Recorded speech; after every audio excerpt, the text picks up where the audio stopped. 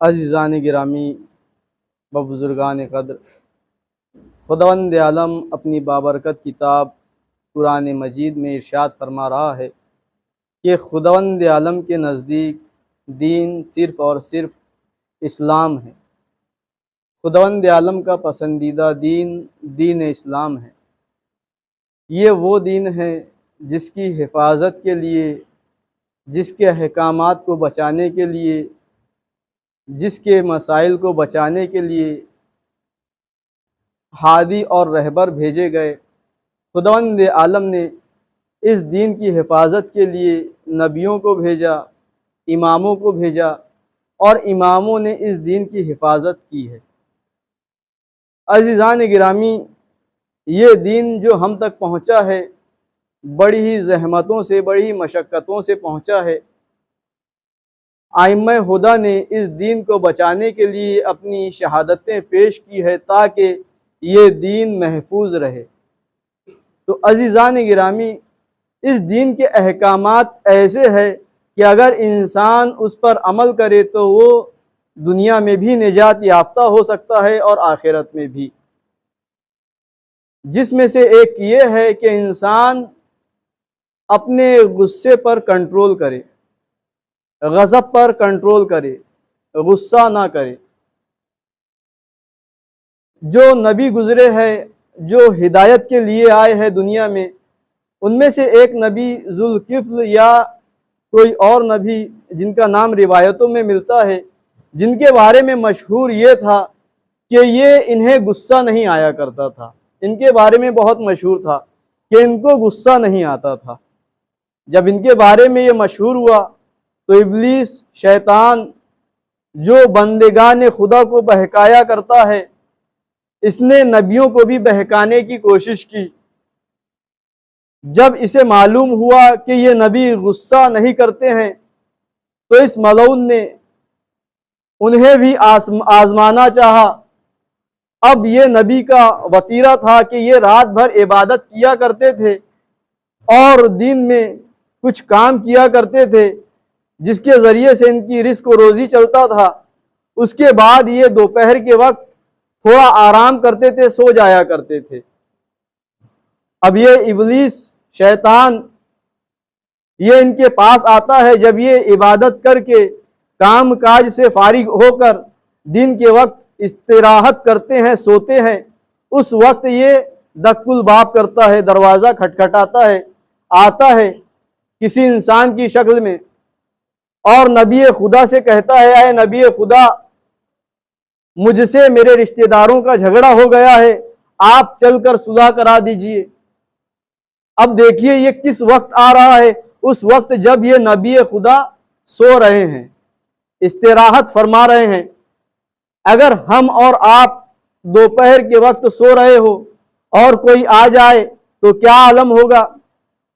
اگر گھر میں کوئی ہو تو ہم کہہ دیتے ہیں کہ جا کر کہہ دو بعد میں آ کر ملے، ابھی سو رہے ہیں، آرام کر رہے ہیں۔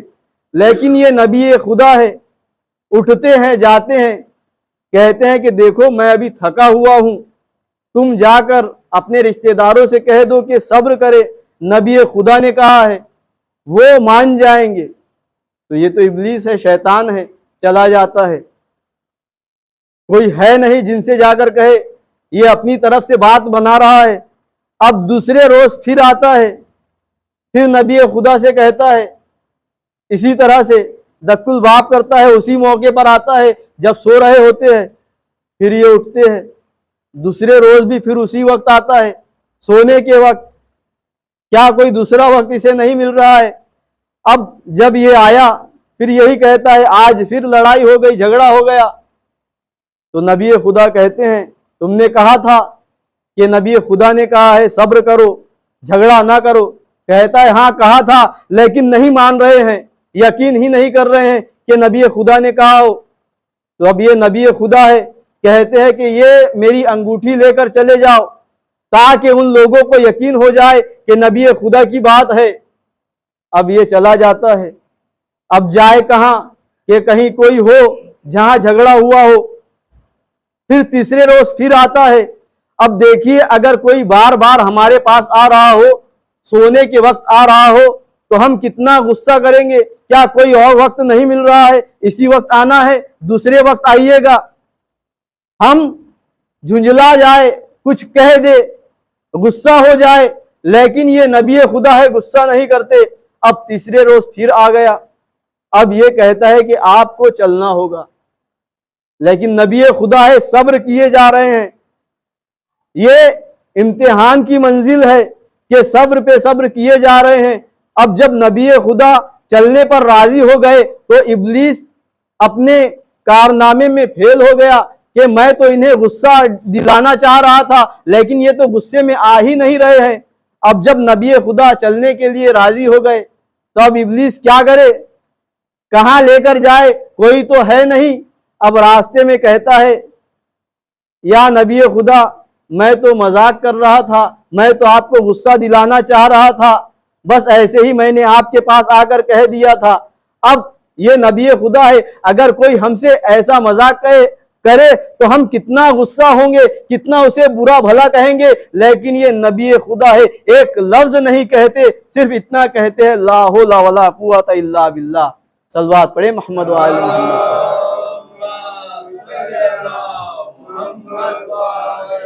تو عزیزان گرامی، آج کا یہ دور ہے فتنہ اور فساد کا دور کہ انسان ذرا سی بات میں غصے میں آ جاتا ہے. ہم یہ دیکھیں کہ اگر ہم صبر کر لیں تو اس صبر سے ہمارے کتنے مسئلے حل ہو سکتے ہیں.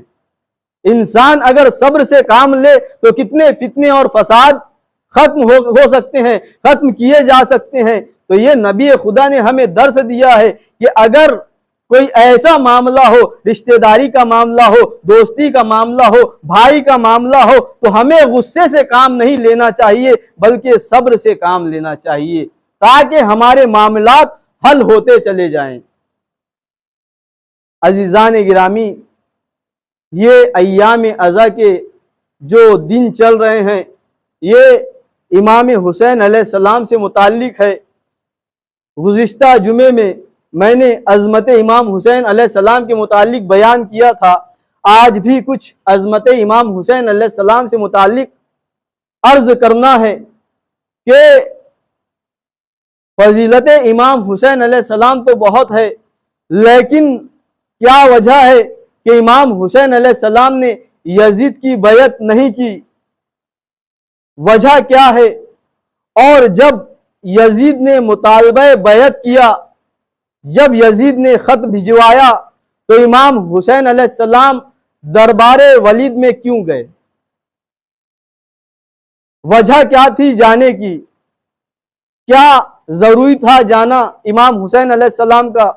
وہ امام حسین علیہ السلام جو رسول خدا کے نواسے ہے، جو مولائے کائنات کے فرزند ہے، اتنی عظیم شخصیت ہے، کیا انہیں جانا چاہیے تھا؟ مثال کے طور پر سمجھانے کے لیے عرض کرتا ہوں، ہر مثال واقعات پر منطبق نہیں ہوتی ہے، لیکن واقعات کو سمجھانے کے لیے، واقعات سے نزدیک کرنے کے لیے کچھ مثالیں پیش کی جاتی ہے. مثلا ایک شخص ہے جو کافی دولت مند ہے، اس شخص کے ہاں ایک شخص کام کرتا ہے، وہ کام کرنے والا ہے. اب اس کا ایک بچہ ہے. اب وہ کام کرنے والے نے ایک روز اپنے ساتھ اپنے بچے کو بھی لے آیا. مالک نے کہا اس بچے کو کیوں لے آئے؟ تو وہ کام کرنے والا کہنے لگا کہ یہ بھی میرے ساتھ کام کرے گا. تو مالک نے کہا ارے ابھی تو اس کے پڑھنے لکھنے کے دن ہیں، اسے پڑھاؤ لکھاؤ، اچھا آدمی بناؤ. تو وہ شخص کہنے لگا میری اتنی حیثیت نہیں ہے کہ میں اسے پڑھاؤں لکھاؤں، بڑا آدمی بناؤں، اسے پڑھائے گا کون؟ تو آدمی نیک دل تھا، اچھا تھا، کہنے لگا کہ اس کی ذمہ داری میں لے لیتا ہوں، تم اسے پڑھاؤ، اس کی فیس میں ادا کروں گا، اس کے خرچے میں اٹھاؤں گا. تو وہ شخص ٹھیک ہے کہنے لگا، اسے پڑھایا لکھایا. اب وہ جو بیٹا تھا اس کا باصلاحیت تھا، وہ پڑھ لکھ کر اچھا آدمی بن گیا، بڑا ہو کر ایک افسر بن گیا. اب جو وہ ایک آفیسر بن گیا تو آفیسر بننے کے بعد اسی کے شہر میں اسی کے محلے میں آتا ہے جس شخص نے اسے پڑھایا تھا لکھایا تھا۔ اب وہ شخص جو پڑھ لکھ کر بڑا آدمی بن گیا ہے اسے کیا چاہیے تھا؟ آنے کے بعد پہلے اس شخص کے پاس جاتا جس شخص نے اسے پڑھایا ہے لکھایا ہے، اس کا شکریہ ادا کرتا۔ لیکن اگر وہ یہ کرے کہ جاؤ اس آدمی کو بلا کر لاؤ، میرے پاس آئے جس نے مجھے پڑھایا ہے، تو اس آدمی پر کیا بیتے گی؟ وہ کیا کہے گا؟ وہ یہی کہے گا میں کیوں اس کے پاس جاؤں، اسے میرے پاس آنا چاہیے۔ آپ کیا کہتے ہیں؟ آپ کی کیا رائے ہے؟ ایسا ہونا چاہیے یا نہیں؟ ایسا ہی ہونا چاہیے کہ جس کی بدولت وہ بڑا آدمی بنا ہے، جس کی بدولت اس نے ترقی کی ہے، اسے اس آدمی کے پاس جانا چاہیے۔ عقل یہ کہتی ہے، یہ عقل کا تقاضا ہے، ہر عقل رکھنے والا انسان اسی بات کو قبول کرے گا۔ اب عزیزان گرامی، یہ دین اسلام کس کی بدولت ہم تک پہنچا ہے؟ کس کے ذریعے سے ہم تک پہنچا ہے؟ رسول اسلام کے ذریعے سے۔ وہ رسول اسلام جنہوں نے تکلیفیں برداشت کر کے اس دین اسلام کو پھیلایا ہے۔ کتنی تکلیفیں برداشت کی، شیب ابی طالب میں رہے، اور حفاظت کس نے کی ہے ان مسلمانوں کی؟ جب انہوں نے ایمان لایا، یہ غریبی کے عالم میں تھے، تو ان کی حفاظت کس نے کی ہے؟ مولائے کائنات نے جنگوں میں ان کی حفاظت کی ہے۔ ایک رسول خدا ہے، دوسرے مولائے کائنات ہے۔ جب یہ غریب تھے تو انہیں رزق کہاں سے ملتا تھا؟ جناب خدیجہ کی دولت سے انہیں رزق ملا کرتا تھا۔ تو کس گھرانے نے دین اسلام کی حفاظت کی ہے؟ تو معلوم ہوا رسول اسلام کے ذریعے سے، مولائے کائنات کے ذریعے سے، جناب خدیجہ کے ذریعے سے دین اسلام پھیلا ہے۔ تو اب بتائیے کہ کسے جانا چاہیے تھا، کسے آنا چاہیے تھا؟ تو اب یزید مطالبہ بیعت کر رہا ہے، خط بھجواتا ہے کس کے پاس؟ ولید کے پاس، جو حاکم مدینہ ہے۔ اب یہ ولید کی تاریخ دیکھیے، ولید ہے کون؟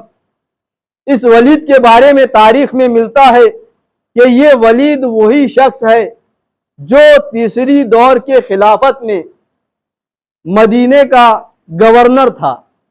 اور جب یہ مدینے کا گورنر تھا، یہ مشہور ہے اس کے بارے میں کہ ایک روز یہ نشے کی حالت میں تھا۔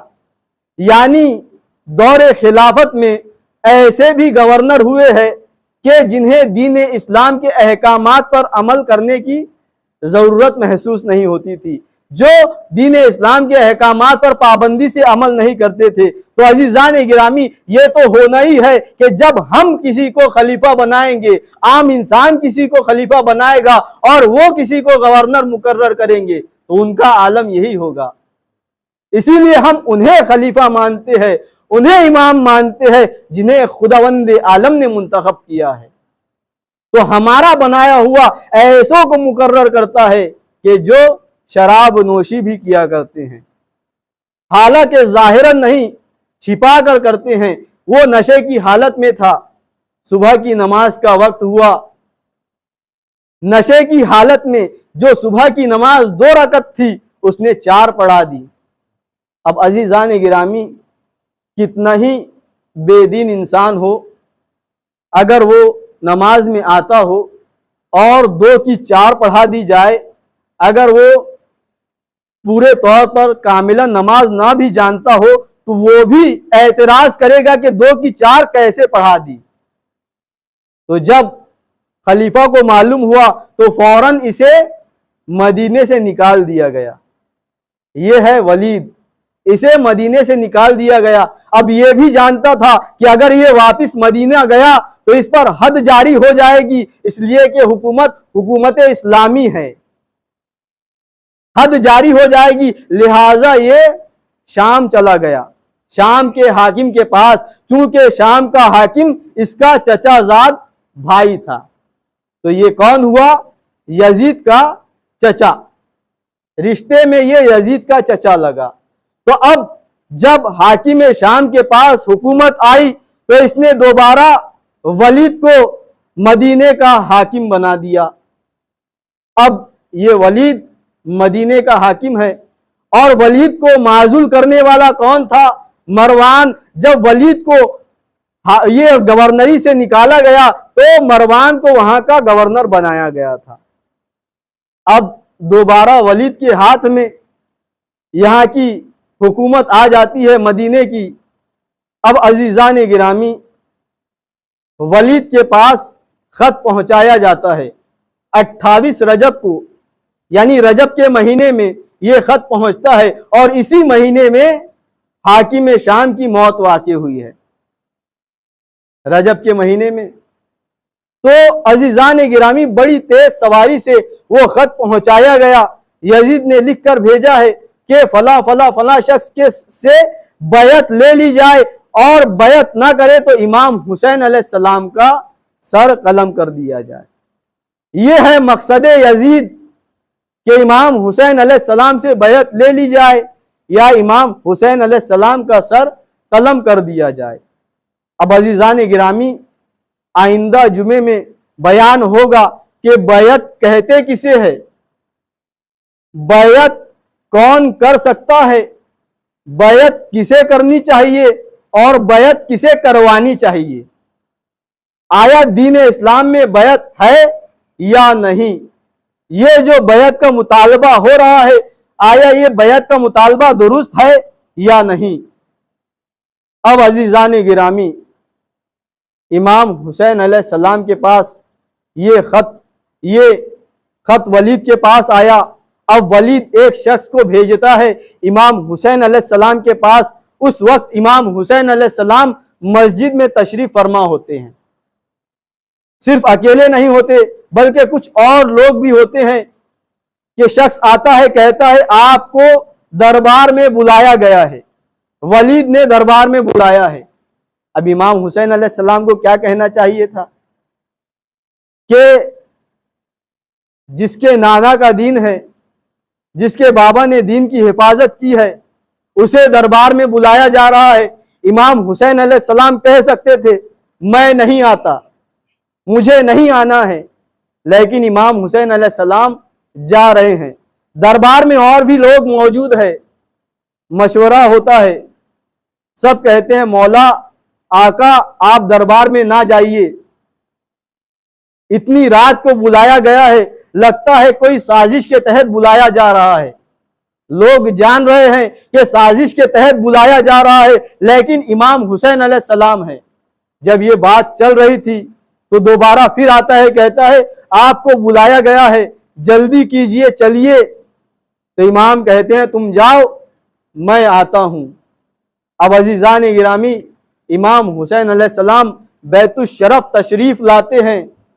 جناب زینب سلام اللہ علیہا دریافت کرتی ہے کہ اے بھائی کیا بات ہے، کہاں جانے کا ارادہ ہے؟ تو امام حسین علیہ السلام کہتے ہیں ولید نے بلایا ہے، دربار میں جا رہا ہوں۔ تو عزیزان گرامی، سوال یہ پیدا ہوتا ہے کہ امام حسین علیہ السلام دربار ولید میں کیوں گئے، جانے کی ضرورت کیوں پڑی؟ تو عزیزان گرامی، امام حسین علیہ السلام دربار ولید میں گئے ہیں تو یہ عالم ہے۔ آج ہم دیکھتے ہیں اس ہندوستان میں یزید کے ماننے والے بھی ملتے ہیں۔ امام حسین علیہ السلام کے ولید کے دربار میں جانے کے باوجود کچھ ایسے لوگ بھی ملتے ہیں جو یزید کو رضی اللہ کہتے ہیں، جو کہ لعنت اللہ ہے اسے رضی اللہ کہتے ہیں، اور کچھ ایسے ہیں وہ یہ کہتے ہیں اگر اسے رضی اللہ نہیں کہتے تو خاموش رہیے، نہ اسے اچھا کہیے نہ اسے برا کہیے۔ یہ اس وقت ہے کہ جب امام حسین علیہ السلام دربار ولید میں گئے ہیں۔ اگر نہ جاتے تو یہ کہہ دیتے کہ امام حسین علیہ السلام ولید کے بلانے پر دربار میں نہیں گئے تھے۔ اگر امام انکار کر دیتے کہ میں نہیں جاتا تو ہو سکتا ہے یزید کو موقع مل جاتا یہ کہنے کا کہ میں نے بلایا تھا بات چیت کے لیے، وہ نہیں آئے۔ اور لوگ تو جانتے ہی ہیں کہ حکومت بانجھ ہوتی ہے، حکومت بانجھ ہوتی ہے، اور